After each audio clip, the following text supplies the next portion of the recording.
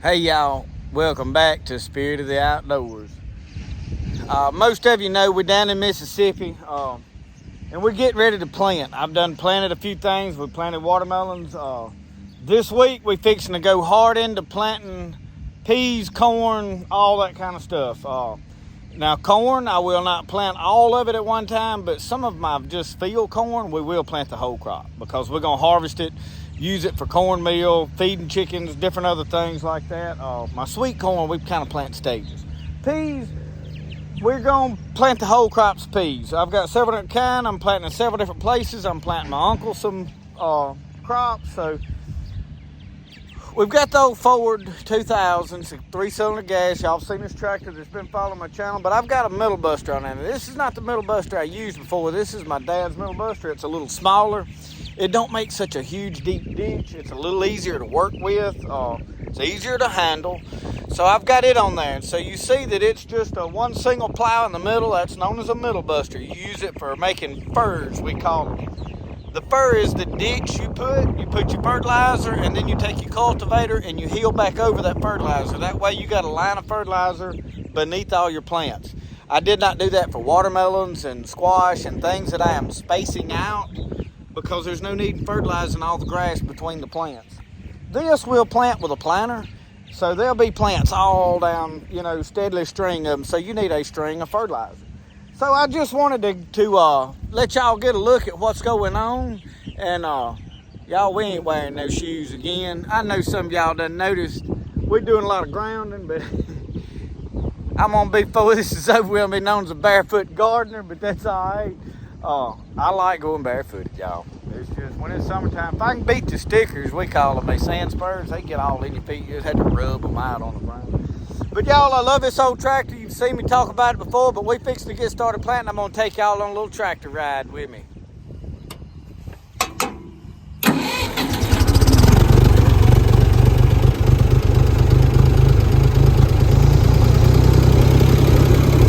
Over here we got first gear, second gear, and then you got a third and a fourth, and then reverse. So I think I'm right on third and fourth. Don't matter, I know that's first. Alright, we're gonna ease up here and get our cultivators down about where we want it. Now you gotta stop at a certain place. This thing has a stop on it, but it's froze up. I need to adjust it up. I don't want to make my ditch too. So you just have to ease a little bit. Let's ease forward and see what we got.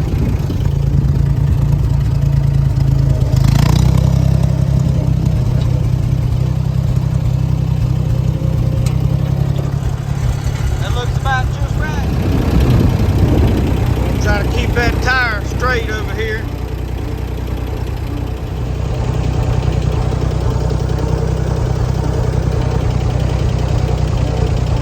One of the most fun things I do other than paddling the creek.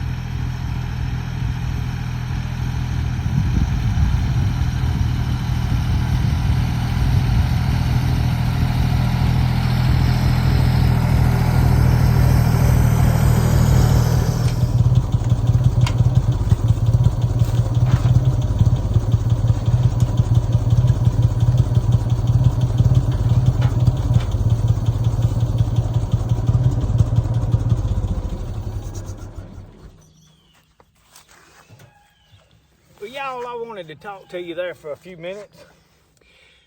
Y'all know that I'm experimenting with some no-till gardening in a small bed.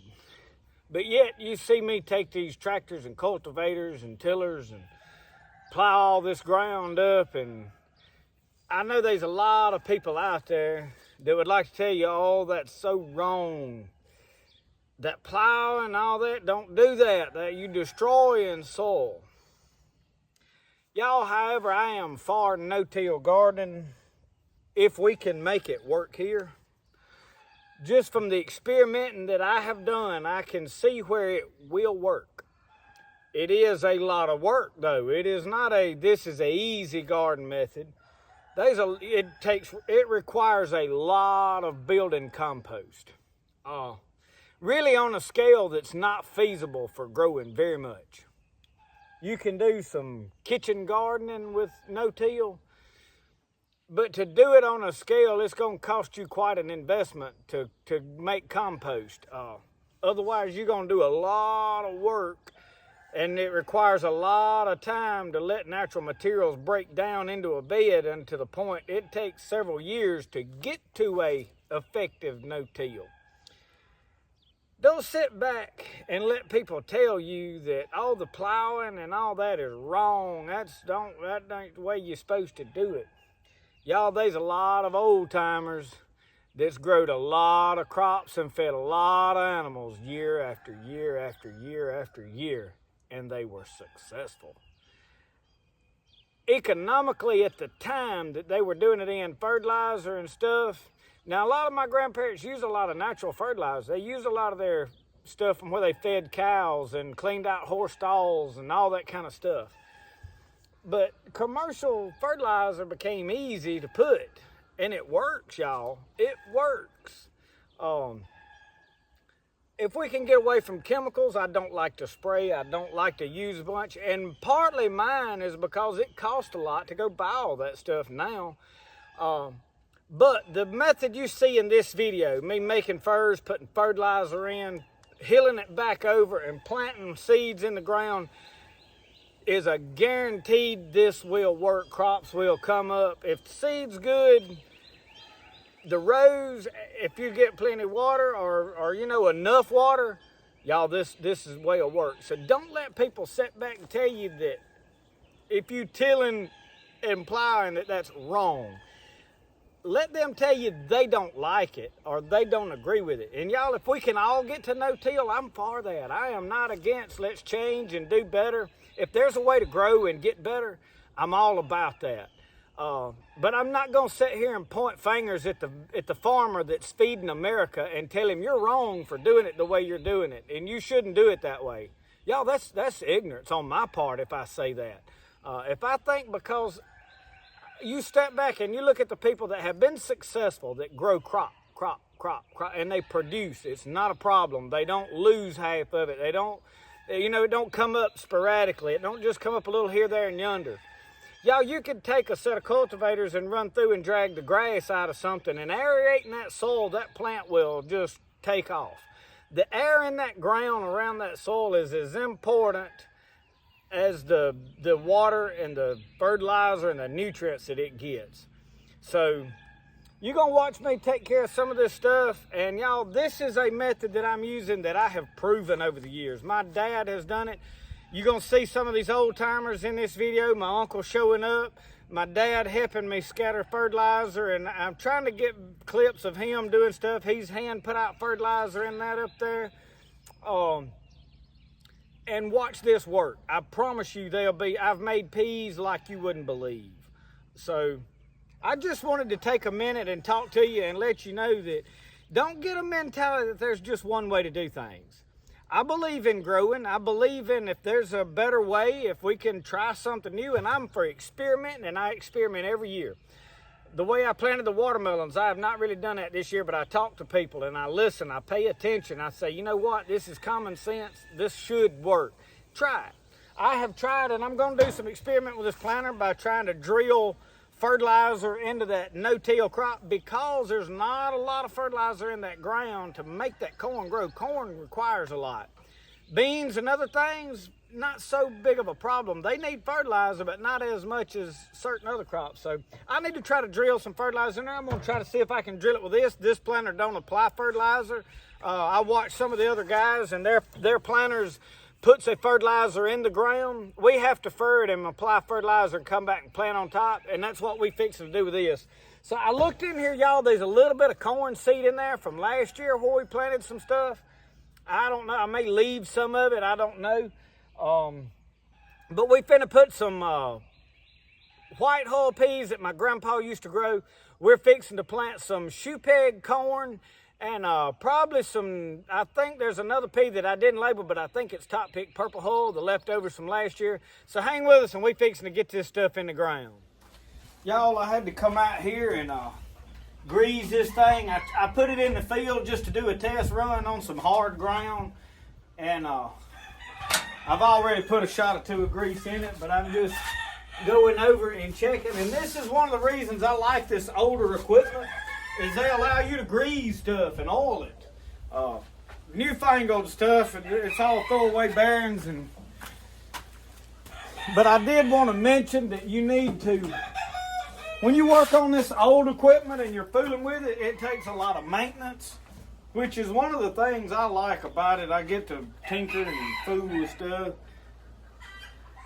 And so I don't mind it really. And I don't really know exactly right now where all I need to put the oil. This hopper this pin will come out, it will come off. But I was looking at oiling these little rollers and the chain. So I don't really know. I'm just kind of pouring some oil here, there, and yonder. And this is a little spigot. This is just burnt motor oil that I'm using, so.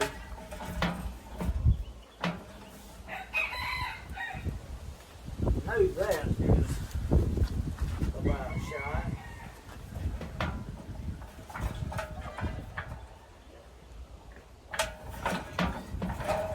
But what had happened was this wheel, see how stiff that is?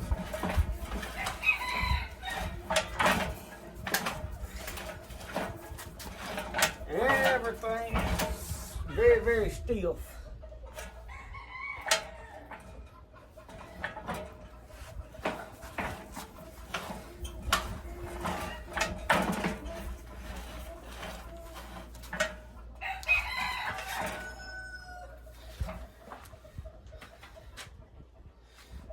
I may have to pull this off.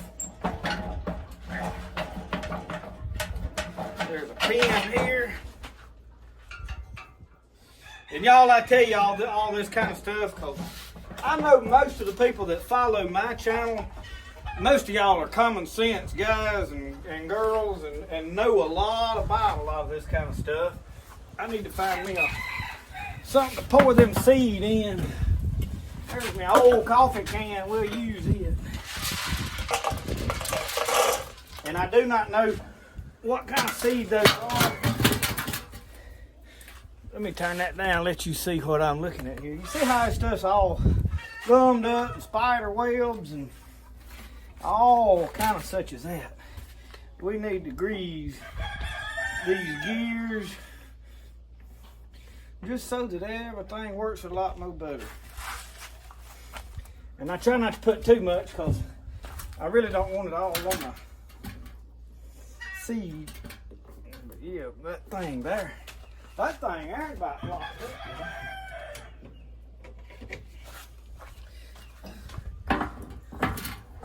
If it wasn't for getting to work on stuff, I don't know what I'd do. I'd lose my mind if I couldn't fix on it.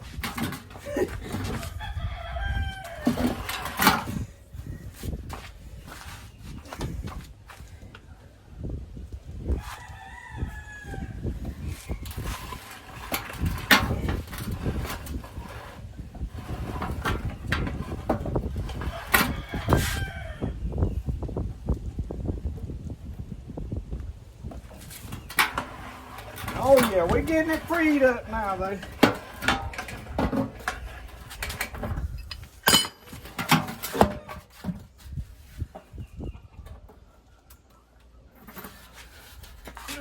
All right.